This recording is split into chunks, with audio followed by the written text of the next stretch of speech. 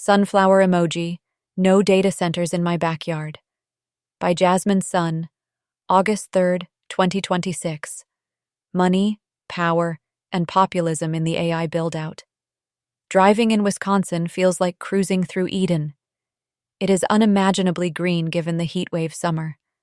There are fields of corn and clover blossoms and Queen Anne's lace. In the temperate evenings, fireflies trace and weave star trails between cottonwood trunks. Everyone we meet is generous, warm-hearted, ready to show us the meaning of Midwestern nice, one free beer at a time. In those halcyon environs, the data centers land like a spaceship crash. Image. Rows of high-voltage transmission towers and power lines cross open Wisconsin grassland. A narrow stream winds through the vegetation beneath them. Data centers are the most visible physical manifestations of the AI boom. For a technology that we think of as immaterial, existing only in the cloud, a hyperscale data center, often spanning hundreds of acres of land, is impossible to ignore. Inside these behemoths live the chips and servers that train new AI models and process user queries from apps like ChatGPT. To perform such complex calculations at lightning-fast speed, data centers require an enormous amount of electricity, so they often come ensconced in a web of new transmission lines. Data centers don't look cyberpunk, solarpunk, or otherwise inspiringly futuristic. They are just greige. When I visited DC in February to start researching the brewing AI backlash, I found that the top two uniting issues were kids' safety and data centers. Footnote: Mythos has changed this conversation. These were very different concerns from those I hear in San Francisco, a city with no kids and no data centers, which preoccupies itself more with fears of strange, self-propagating machine species, or the more workaday concern of your startup running out of cash. Through the spring, I watched digital maps light up with proposed data center sites, then proposed moratoriums. Viral videos showcased protesters dragged out of city meetings, or residents whose tap water suddenly ran brown. More Perfect Union blamed AI companies. OpenAI blamed China. Footnote: Andy Masley has done good work on the water issue generally, and to clarify some of MPU's videos specifically. I actually do think it's fair to consider environmental harms from data center construction, but they should be signposted as such, compared with other industrial uses, etc. Polls indicate that Democrats and Republicans are matched in detesting data centers, roughly 30% for, 70% against. Comedian-turned-activist Charlie Berens called data centers the most bipartisan issue since beer. I still felt that I did not really understand the data center backlash and was slightly skeptical of the one-sided national news. New closed-loop cooling systems use about as much water as a golf course. Factories and power plants are just as ugly and much more polluting. Construction opposition is usually highly localized, build it just somewhere else. So what made data center activism such a nationwide phenom? The only solution seemed to be hitting the road, going to the towns where data center fights were happening, and talking to as many people as I could. Activists, yes, but also workers, planners, politicians, and residents. I wanted to learn. Do most people actually care about data centers, or just a passionate few? What's motivating these revolts? Is it about AI or energy costs or good old NIMBYism? How did local opposition become a national issue? And how is AI moving elections? On July 13, I packed my bags and flew to Madison, the trailhead for my 10-day, 4-site data center adventure in the upper Midwest. 3 friends and co-researchers joined me for the trip. It's worth noting that Wisconsin and Michigan are not exactly data center central, as they rank in the upper middle of the pack.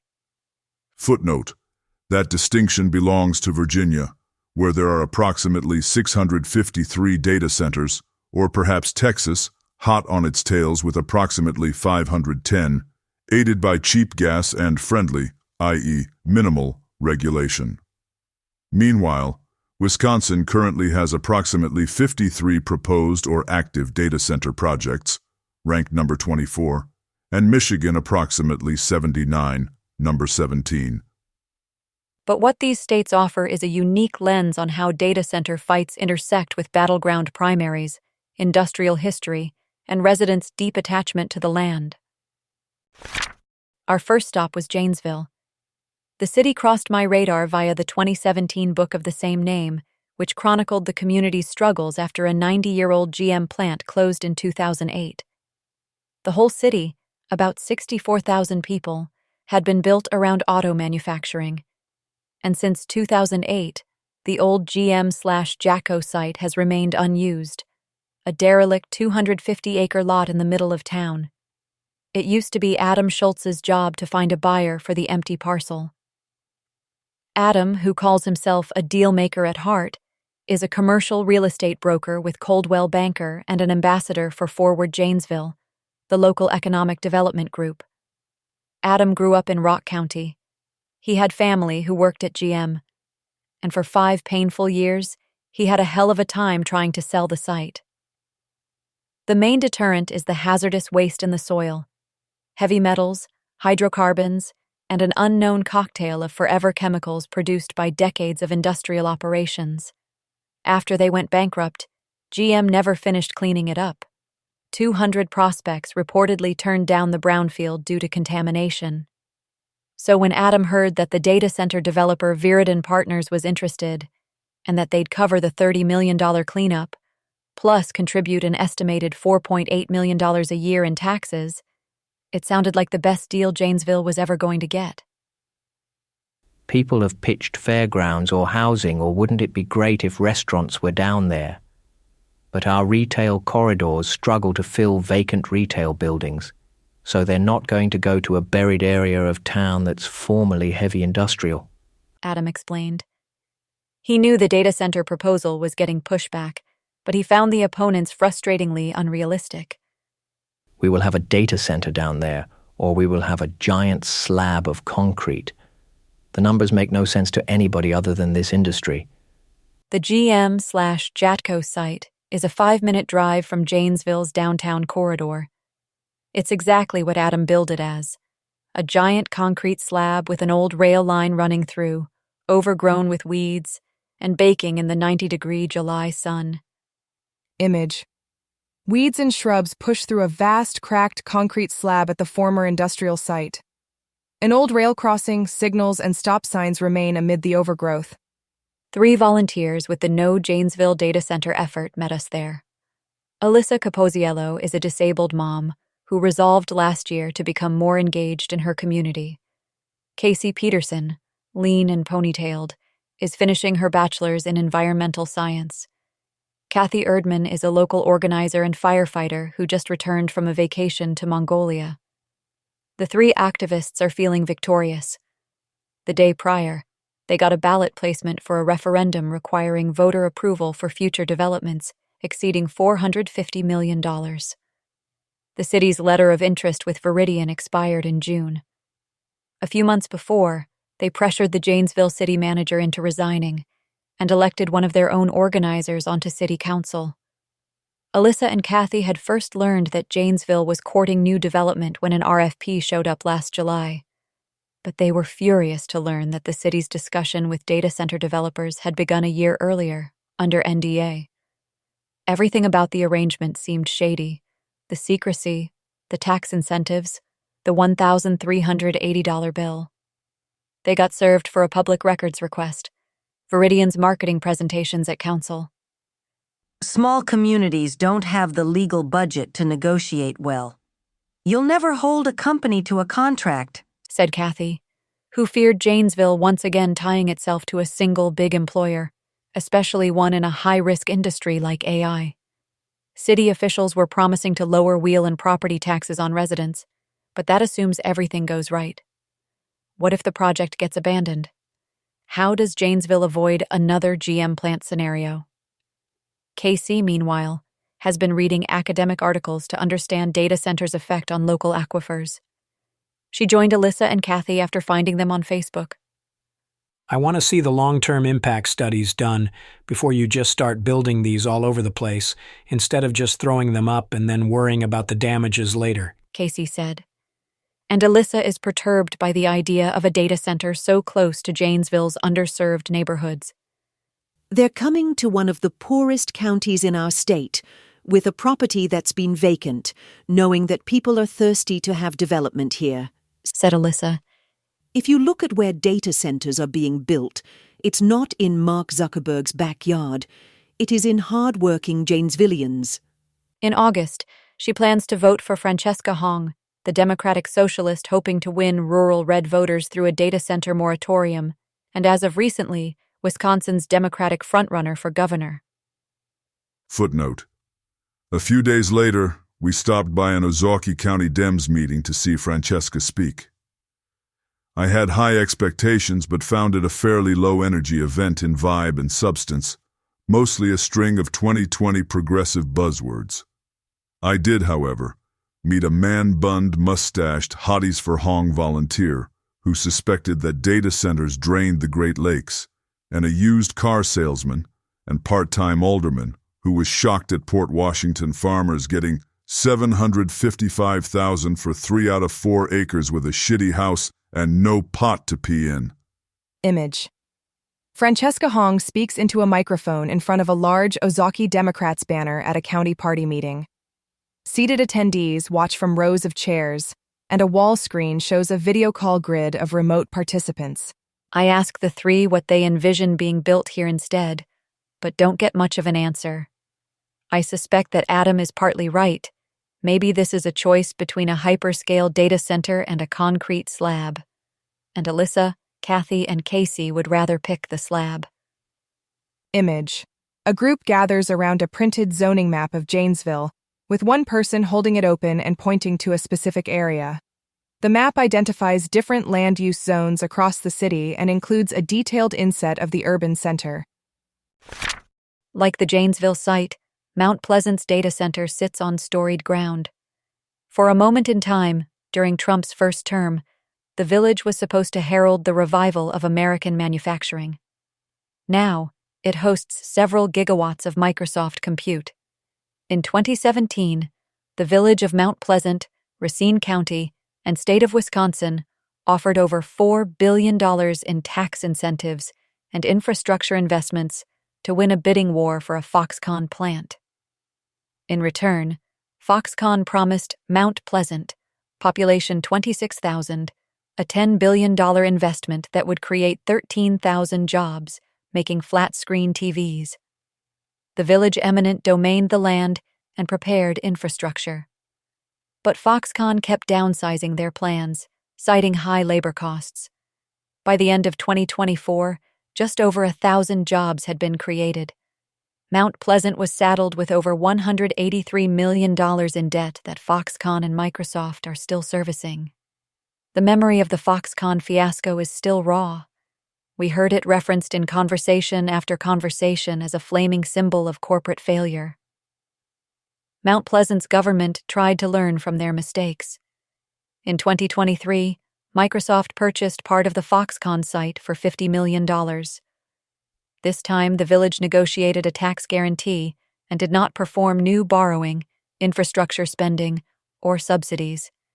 It avoided an NDA, which had amplified dissent with Foxconn, and held upwards of 60 public meetings discussing the Microsoft development since its kickoff. The village said most were empty until the data center backlash went national last year. If any data center project should have gone down easy, it should have been Mount Pleasant's. The infrastructure and associated debt was all already there. Microsoft is on track to pay $19.7 million in taxes in 2026. A major new development was the only way to maintain public services like policing, road paving, and emergency medical services, said Sean Ryan, a village representative. Data centers can accomplish that on an unprecedented scale. But even more than the GM closure in Janesville, Foxconn taught many residents to never believe a tech companies or their local governments sweet-talking ever again. Yes, they might pledge jobs or infrastructure or taxes. Their PR teams know what words to say, but they can write carve-outs into the contract. They'll go unpunished if they leave. And in that world, if it goes away, then it's your land, your community, and your already strained municipal government that gets left holding the bag. To hear the skeptic's side, we met Prescott Balk and Sarah Zarling at a dive bar near Mount Pleasant. The two make a funny pair. Prescott, a conservative, soft-spoken, retired U.S. bank executive, and Sarah, a vivacious and slightly distractible environmental advocate in a neon pink dress. In a world without data centers, they might never have met. Today, they are representative of the strange bedfellows that the data center opposition has created. Neither lives in Mount Pleasant. In fact, Prescott made his name scaring Microsoft away from neighboring Caledonia, but they have both become something like full-time activists. Footnote: Caledonia trustee Holly McManus felt differently about this fight, wishing they'd at least been able to talk to Microsoft about what benefits they could have gotten, e.g. the village is currently planning a new park. If we don't do it, or if we don't come to terms on how to make this work, the community right next to us, that is, Mount Pleasant, is going to do it. And we're going to deal with the negative effects of it anyway. Footnote: She told me on a call, but the social media polarization made a conversation impossible. Before long, Microsoft had pulled out. Now, they spend their time traveling from town to town, coaching different communities on why and how to stop a data center. Prescott hated the idea of a data center in Caledonia as soon as he heard it. I live in paradise. Prescott stressed. If you drive from Milwaukee to Chicago straight down the highway, we are the last little bit of open space in that 90-mile stretch. So if somebody comes along and says, we're going to pave it over with a data center, that sounds bad right out of the gate. Though Prescott had no prior political experience, he did know finance and started researching the specific tax incentive districts that many Wisconsin cities were using to attract data centers to blighted areas. Prescott argues that data centers and TIDs are almost always a bad bet and can end up raising taxes on residents, especially if developments end up smaller than planned. His website hosts a veritable library of homemade blog posts and slide decks, complete with spreadsheets, napkin math, and case studies galore. Unlike many activists, Prescott puts his critique in language that governments grok. This makes him especially valuable to fellow resistors. It's our elected officials' job to understand this, and they don't, Prescott said. And I feel half crazy because I figured it out in a few months. You're bad at your job if you let this happen. Sarah then offered to take my group on a drive-by of the Microsoft data centers, Fairwater 1, which is already operational, and Fairwater 2, which is under construction. The sites are sprawling. Hyperscale data centers are too heavy and fragile to build vertically, so the buildings are big and flat and seem to go on forever. Opponents time how long it takes to drive past one at highway speed, 1 minute 42 seconds for the Port Washington site. Cranes lean and dangle boxes like fishing poles. On fences hang banners for the construction group. Plan the work the plan, stay safe. Walsh. It feels like being in a real-life Minecraft game. Image. A sprawling data center is under construction behind a security fence, with cranes, heavy equipment, cooling units, and unfinished walls across the site. The low, expansive industrial complex stretches alongside a public road and sidewalk. Some Mount Pleasant residents have made noise complaints, so Sarah brought devices to measure the sound levels and electromagnetic field around the data center. We pull over on a patch of gravel and step outside the site. Stay on the sidewalk, Sarah commanded. Otherwise they'll tell us we're trespassing, but this is public land. We took out the gadgets and squinted at the readings under the pounding sun. The sound meter measured 67 decibels, comparable to a lively conversation. The EMF reader is shakier, going haywire under the crackling power lines, then settling down a few steps away. There's an adrenaline rush to the whole endeavor, doing citizen journalism, gonzo environmental impact studies, sneaking around where you're not supposed to. The data center movement is full of accidental activists like her and Prescott, Sarah remarked. It's regular people who all of a sudden realize that they have this horrible thing being thrust upon them and say, we want to do something. Image. 4 people examine handheld measuring devices beneath high-voltage power lines near a data center. They stand on a roadside path surrounded by utility infrastructure and open land. But not everyone is losing out from the data center boom. Just ask any of the earth movers, HVAC engineers, electricians, or crane operators earning 6-figure salaries working on data centers. Terry McGowan began his career in the trades at age 14 at an excavating shop in Lannon, where he changed truck tires and shoveled the garage. Today, he is International Vice President for the IUOE, Business Manager for Local 139, and owner of a contact book full of power brokers, from Wisconsin Lieutenant Governor Sarah Rodriguez to U.S. Transportation Secretary Sean Duffy. When I was a young man, noise was money, Terry told us. Milwaukee just revered these huge, massive industrial factories because this engine is paying our bills, sending our kids to school, feeding us, housing us. A lot of those foundries had furnaces. The emissions that would come out, the slag that would come out, the oil in the machine shops, it was all pollution. Now data centers are like public enemy number 1 to many of these people, and it's clean technology. Image. Terry sits at a conference table wearing an operating engineer's Local 139 cap. A photograph of excavators at a nighttime construction site hangs behind him. For Terry's guys, business has never been better. Footnote. Terry did worry, however, about economic concentration at a macro level. We have a $30 billion pension fund, and we have a shitload of money stuck in the Magnificent Seven. 7 corporations shouldn't own 50% of our market. That is the only part that really scares me. If they started peeling back, all of a sudden my hiring hall would be filling up with unemployed people, numbers like I never saw before.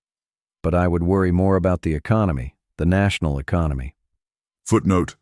I heard the same sentiment from a HVAC engineer and electrical contracting executive I spoke to. They were all grateful for the work, but nobody knew how long it'd last. Diversification and resilience was on everyone's mind. We're growing our business around not only this bubble, but the next bubble. Footnote. The electrical contractor said, Data centers and solar fields have together been a windfall for the building sector. Each project requires thousands of skilled workers during the 2 to 6 year construction period, nearly 10,000 in Mount Pleasant, then a few hundred for maintenance during operation. Because of labor shortages, developers are dangling $100 cash per diems at workers to entice them into projects and prevent them from going to competing sites. IUOE's apprenticeship program, paid for with $1.35 an hour from each member's wages, has doubled its class sizes from 600 to 1,200 in the last 2 years. It's not as much permanent employment as a factory, but a far cry from the jobs myth that opponents assert. Everyone wants to be a heavy equipment operator now. He laughs. For once, the white-collar people are going to start losing their jobs first. Terry recalled how the UAW failed to negotiate over letting robots into some auto plants, getting their members cut out of the newer automated factories. It takes a lot longer to get yourself back inside than if you'd have just stayed and worked with what you had. He sighed. So he now spends his time negotiating industry contracts to ensure his workers ride along with the AI wave. Now, if autonomous equipment comes on the job site, my guys oversee the operations, my guys do the maintenance, my guys supervise. He insisted. I don't care if they've got to count paper clips in the middle of a construction site. They're going to be there. Union density in Wisconsin has fallen from 21% in 1989 to 6% in 2025. But this conversation makes me wonder what has been lost. Most workers in America today, and most who are vulnerable to AI displacement, don't have organized representation. In an age of accelerating disruptions, it sure would be nice to have a guy like Terry on your side. Today is Fish Giving, the first night of Port Washington's annual Fish Days festival. A longtime resident told us it used to be a one-day blockbuster affair, but was spread out to 3 to limit crowd sizes during COVID, a decision some port residents still grudge as unacceptable state overreach. Appropriately, this year's theme is life, liberty, and the pursuit of fish. Port is visibly wealthier than Mount Pleasant or Janesville. Its downtown is dotted with new condos, wine bars, and bookstores. I saw my first and only Cybertruck of the trip. Well-coiffed yards display signs for Tom Tiffany, the Republican candidate for governor. Other signs designate the start and end of the Fish Days parade. More relevantly, Port is also ground zero for Wisconsin's data center fights. The mayor, Ted Neitzke IV, has been one of the most vocal pro-data center voices in the state. But when town residents learned about the incoming development, activists launched a mayoral recall campaign, which failed, and a referendum to require voter approval for future TIDs, which passed with a 2/3 vote. The fight got nasty. The mayor had to bring in police presence after getting hacks and death threats. A protester was arrested and dragged out of a city council meeting by local police. Everyone in Port has some opinion on the data center, and fish giving seems like the perfect place to ask. Fish giving is located on Lake Michigan's shore. Though it's smoggy from wildfire smoke, there are still 70-some people sitting out on benches and lawn chairs. There's a single big line for fried fish and beer. On the stage to the right, an Elvis impersonator belts out oldies in front of a mural of a big American flag. Image. Dozens of people sit at picnic tables and in lawn chairs beneath trees during fish giving. An Elvis impersonator performs with a band on an outdoor stage framed by American flags. My group disperses to chat up the locals. We met a 911 operator who has received non-stop calls about construction-related disturbances like dump trucks and bright lights. A jolly civil engineer and alderman takes a break from fry duty to nerd out about municipal finance. He thinks the data center is a great deal, as the TID will fix the town's aging water filtration plant without the need for loans. A bartender, a Port lifer, despises the data center's infringement on her beloved bird habitats and waterways. Just about everyone was surprised by how quickly the project went up. Grassy fields one day, cranes the next. We heard the word blindsided again and again. The next morning, Mayor Ted offered to see us for an interview. He told us two things upon meeting. First, that his name, Theodore, means gift from God. Second, that he'd already got word about us slamming down beers at Fish Days. Clearly, this is a small town. Ted insisted that we get out of City Hall and into the streets, so we boarded his Honda for a personal tour. He was born and raised in Port and waved hello to half the residents we drove past. He's an expert storyteller. His LinkedIn headline reads, CEO, podcaster, mayor, and clearly media trained, with his comms guy in the back seat. Downtown, he pointed at each storefront, telling us what it used to be. Donut shops, Radio Shack, Beaver's candy store, all gone. These days, Port's revenues are reliant on residential property taxes and tourism. Like other deindustrialized Midwestern towns, it lost its commercial economy after manufacturers shut down in the mid-2000s. Ted is dead set on bringing it back. He first tried to attract a chip factory, but the city lost the bid. So when the data center project passed his desk in 2025, Ted was ready to say yes. Already, the mayor feels like he's winning. His daughter, a waitress, is thrilled that her tips are up on Mondays due to foot traffic from data center workers. He said Port's sales tax revenue has doubled from April 2025 to 2026. Every day, people will be flying in from literally around the world to go to that data center. They will be in our hotels. They will be at our restaurants. They will hopefully fall in love with our community and move here, Ted proclaimed. Image. A quiet downtown street is lined with small businesses, parked cars, flower planters, and American flags. A theater building features a mural of formally dressed figures gathered outside its entrance. He drove us out to the data center site, which lies 15 minutes out of the city core, past bait shops, gas stations, and farms. It's certainly massive, but also secluded, and from my outsider's point of view, far less aesthetically offensive than the 100-year-old power plant in the middle of Port's downtown. So Ted blames rabble-rousing outsiders for causing the uproar. Charlie Barons for talking about the Port project at his comedy shows.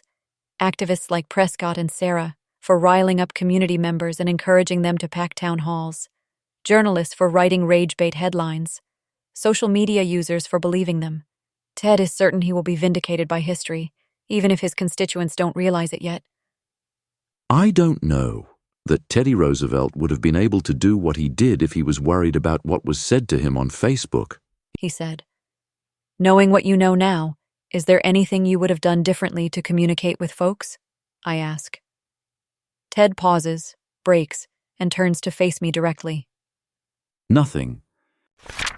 My conversations make me wonder if the technical content of data center deals is mostly beside the point. Closed-loop cooling systems? I don't believe them. Paying millions in taxes? I don't believe them. Creating 1,000 jobs? I don't believe them. I hear a reflexive skepticism of every claim.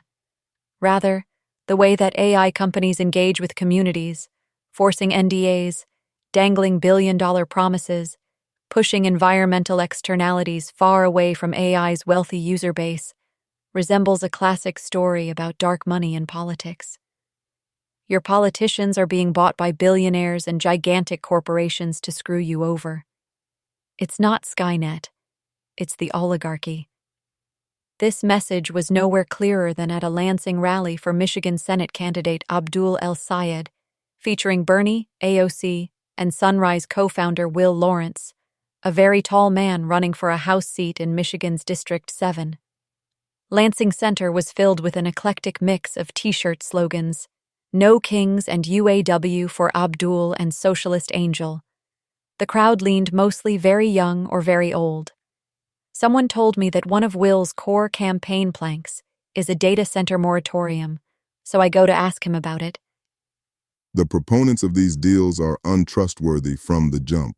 They're saying, DTE and Consumers Energy have assured us that your rates will not rise, which nobody trusts because they've experienced DTE and consumers raise rates repeatedly, he said.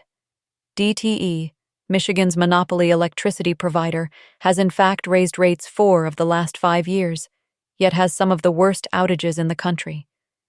Its PAC has given millions to the governor and state legislators, inspiring a popular citizen ballot initiative to get the money out. Will continued. There tends to be a lot of condescension from AI developers. Don't you folks know you don't have a lot of money out here? We've got a lot of money in California, and you've got to get on this train now, or you're going to lose out on the wave of progress for the 21st century. And that pitch lands like a lead balloon.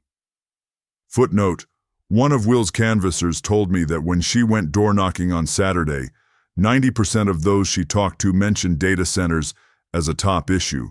While data centers are not high salience for most voters, I think they matter a lot in the neighborhoods where they're proposed. While AI is far from the centerpiece of the rally, it came up in nearly every speech. Bernie dedicated 2 minutes to decrying AI's impacts on jobs, privacy, and mental health. He mentioned Mark Zuckerberg to a chorus of boos. The audience booed even louder at the name Elon Musk. When Abdul stepped on stage, I found myself impressed by his swagger. He's casual, confident, and knows how to work a crowd. When DTE spends money to buy a Senate seat, they're buying a quiet tongue when you lose your power for 5 days because of a mild storm. When Blue Cross tries to buy a Senate seat, they're buying the ability to raise your premiums again and again and again. When big tech buys a Senate seat, they're buying a data center in your backyard. Image. Abdul El-Sayed stands at a podium before a cheering crowd at his U.S. Senate campaign rally. Supporters hold signs calling for money out of politics, money in people's pockets, and Medicare for all. There's no time for wonky AI policy talk at the post-rally press gaggle, but Abdul and I sit down the next day for a deeper conversation.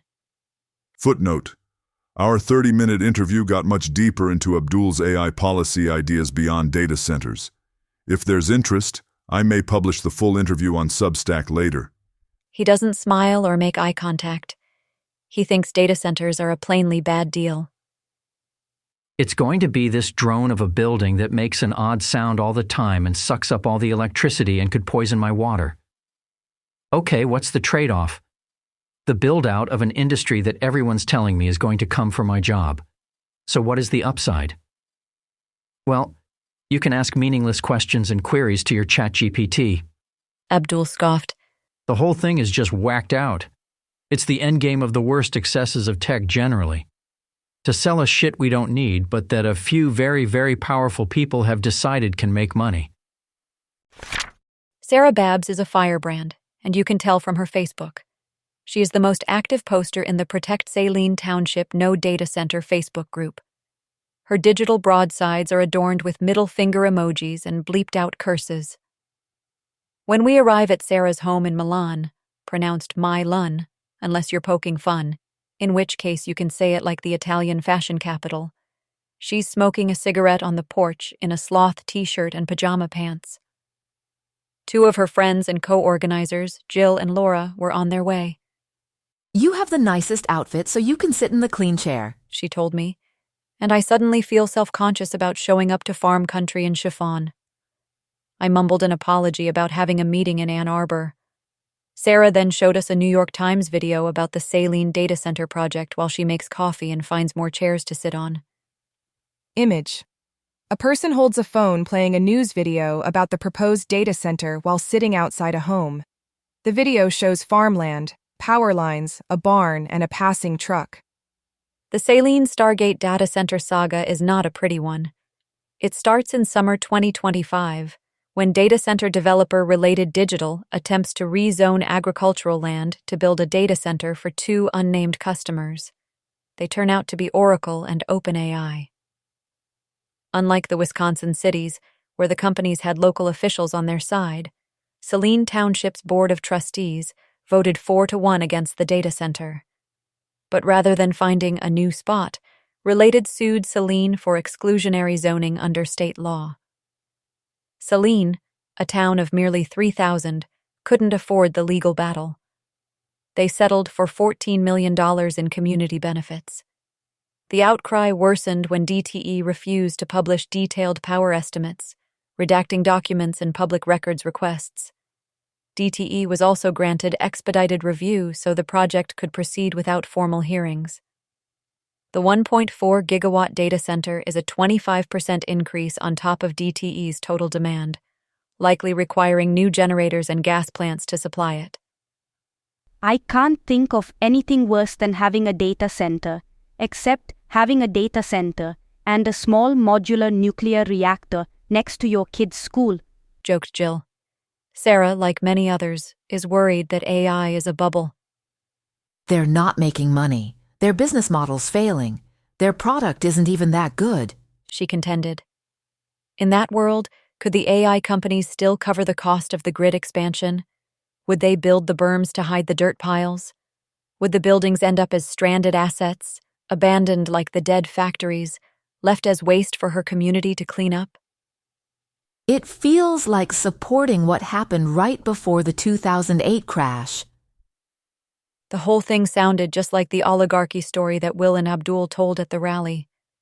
Big companies descend on a small town and run roughshod over small d democracy. Sarah, Jill, and Laura have already lost faith in most politicians to act, with the exception of outsiders like Abdul. It's up to the little people, the residents of polarized purple Saline, to come together and raise their voice. For Sarah, who got into politics after the 2016 Trump election, the solidarity is the bright spot in the work. "I'm watching MAGA people coming together with Democratic Socialists and Native American female leaders, healers, and water protectors. And they're all using words that none of them really recognize, and no one's getting offended," she marveled. "They're kind, they're open, they're curious, and they're pissed off, and they all raise hell in an effective way." The lawyers represent the companies. The unions represent the workers. But if the democratically elected local government isn't listening, the people feel they have no choice but to represent themselves. So, what is driving the data center fights erupting across America, from rural farmers to feminist academics, from conservative NIMBYs to Bernie bros? First, the material impacts. AI data centers are big, ugly, noisy, and very energy hungry. Construction processes are long and locally disruptive. Water consumption and air pollution is generally minimal, but there are exceptions. In a vacuum, most people would choose to live by a flower field over a data center. But these costs are not so different from other industrial developments like manufacturing or solar farms. Those don't go up without dissent, but have not commanded the shared hatred that data centers have. Second, process failure. Many people living near data center sites don't feel that they got a choice. In San Francisco, we see how desperate the industry is for compute. Atoms still do not scale as seamlessly as bits. That tremendous financial pressure is materializing as fast tracks, fat checks, and limited time for public input. It looks like big tech cheating the system, engaging in cronyism and bribery, throwing money bags at politicians and hoping the dollar signs substitute for a positive case. Third, weak benefits. There is no compelling pro-data center, pro-AI faction. Charles Franklin, who runs the Marquette Law Poll, emphasized that you only get sentiment this skewed when one side fails to make a case. The AI and utility companies are unsympathetic, permanent workers are not numerous, and most consumers do not feel that AI products are essential to their lives. At least nuclear power and public housing has its advocates, especially among those who live far away. Data centers are hated whether you live near one or not.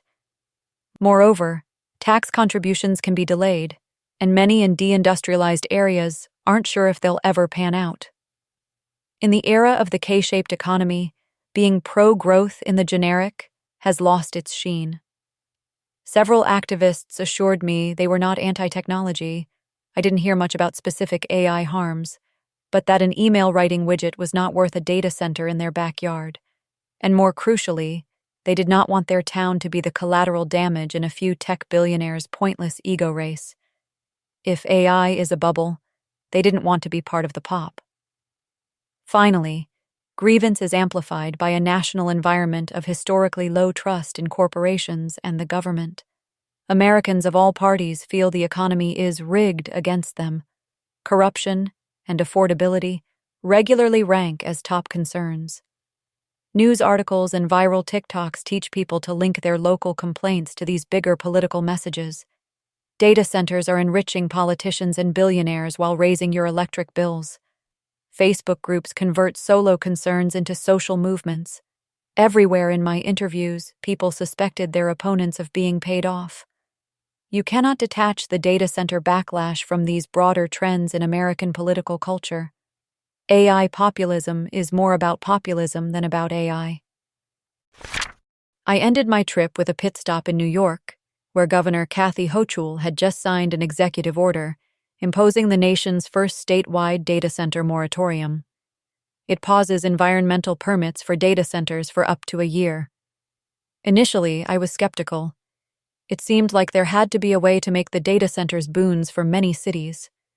The AI companies have far too much capital and motive for this not to be true. They just need to know what to buy. In that world, a ban leaves billions on the table. Yet my reporting made clear that the public opposition had reached a breaking point. Local officials everywhere were overwhelmed. Some faced recall votes, death threats, and assassination attempts. So the governor stepped in at the state level to slow things down and suggest some standard terms of entry.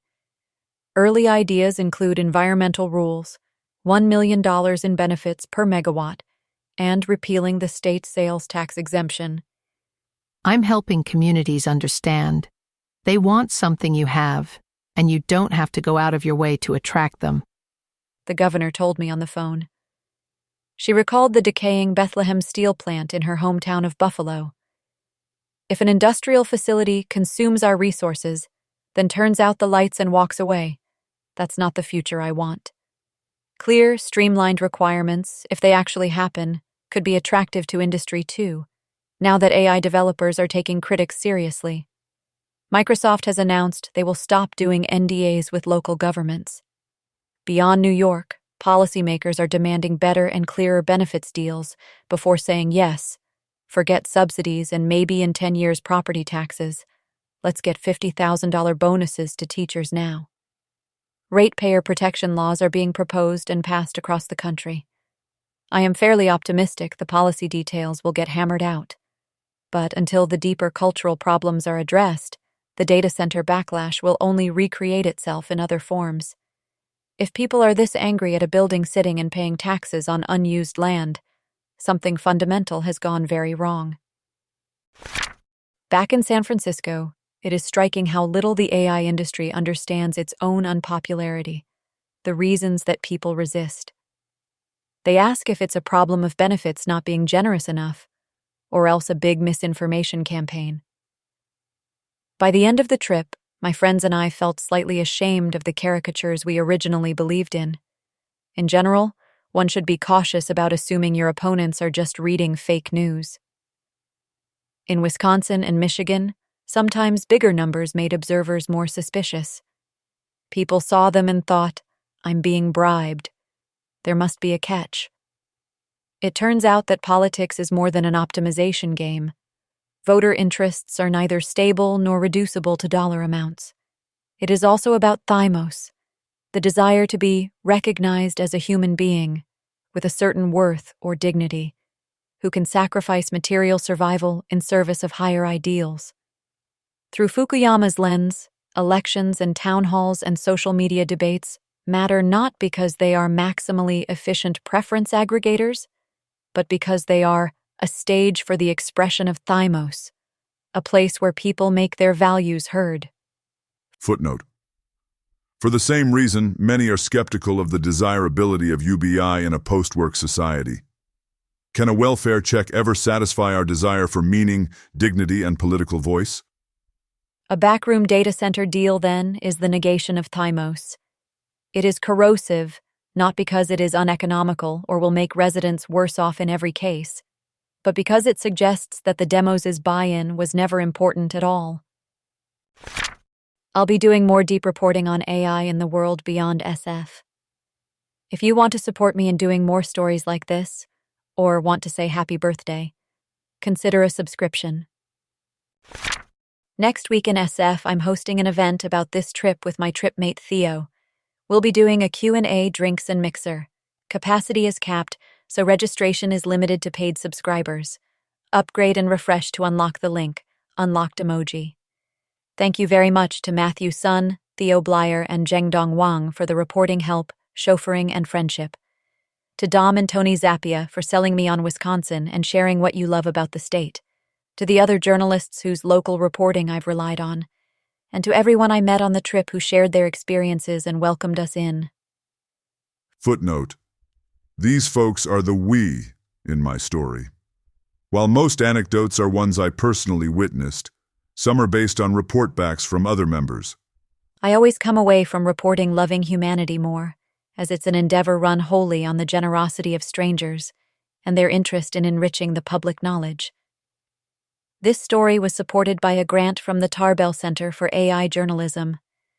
Travel costs were supported by Emergent Ventures. I am exploring ways to more sustainably fund similarly ambitious, reported AI storytelling with philanthropy. If you'd like to support, get in touch. Image. A roadside sign welcomes visitors to Project Lighthouse, a Vantage data center's construction site. It lists contractors Turner, McCarthy, Whites, and Whiting Turner. Image. 4 people stand together on a sidewalk beside a curving road, smiling for a group photo. Behind them, a long, low data center building runs along the horizon behind a perimeter fence. Image. A downtown skyline viewed from high up, with mid-rise office buildings, a green domed rooftop, and a few cars on the wide streets below. The gallery's caption reads, "Geniuses in a data center." Hit the road this August. Jasmine. This has been an Ask Who Casts audio conversion. If you would like your own private feed of audio conversions of any blog posts you would like to listen to, you can sign up for Ask Who Casts Pro at app.askwhocasts.com, where you can give any post the multi-voiced podcast treatment into your own podcast feed. Thanks for listening.